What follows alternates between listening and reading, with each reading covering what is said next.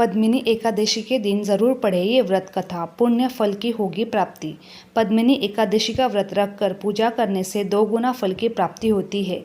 इस दिन विधि विधान से भगवान विष्णु की पूजा के साथ ही पद्मिनी एकादशी व्रत की कथा भी पढ़नी चाहिए। इसे कमला एकादशी या पुरुषोत्तमी एकादशी भी कहा जाता है। यह एकादशी मलमास या अधिक मास में आती है। अधिक मास में होने की वजह से इस एकादशी का महत्व और अधिक बढ़ जाता है, क्योंकि इस माह के स्वामी श्री हरि विष्णु है और एकादशी तिथि भी भगवान को ही समर्पित है। ऐसे में पद्मिनी एकादशी का व्रत रखकर पूजा करने से 2 गुना फल की प्राप्ति होती है। इस दिन विधि विधान से भगवान विष्णु की पूजा के साथ पद्मिनी एकादशी की व्रत की कथा भी पढ़नी चाहिए। पद्मिनी एकादशी व्रत कथा। पौराणिक कथाओं के अनुसार त्रेता युग में एक पराक्रमी राजा कृतवीर्य था। राजा की कई रानियां थीं, लेकिन फिर भी उसकी कोई संतान नहीं थी। संतान प्राप्ति की कामना के लिए राजा ने अपनी रानियों सहित कठोर तपस्या की, लेकिन उन्हें उनकी तपस्या का फल प्राप्त नहीं हुआ। ऐसे में राजा की एक रानी, जिनका नाम पद्मिनी था, उन्होंने माता अनुसुईया से इसका उपाय पूछा।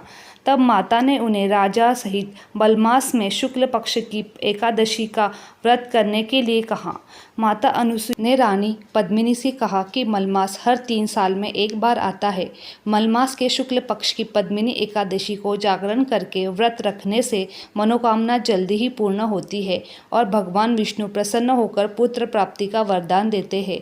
फिर जब मलमास आता है, रानी ने पद्मिनी ने एकादशी का व्रत रखा, दिन में कुछ भी नहीं खाया और रात्रि में जागरण किया। रानी पद्मिनी के इस व्रत से प्रसन्न होकर श्री हरि विष्णु ने रानी को पुत्र प्राप्ति का आशीर्वाद दिया।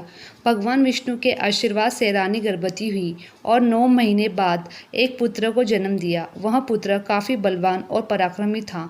तीनों लोक में उसके पराक्रम का परम चिंच लहरा रहा था। ऐसे में पद्मिनी एकादशी का व्रत करने से संतान की प्राप्ति होती है और व्यक्ति को वैकुंठ की प्राप्ति होती है। अगर मेरी ये वीडियो आप लोगों को अच्छी लगी तो please like, share and subscribe my YouTube channel. धन्यवाद।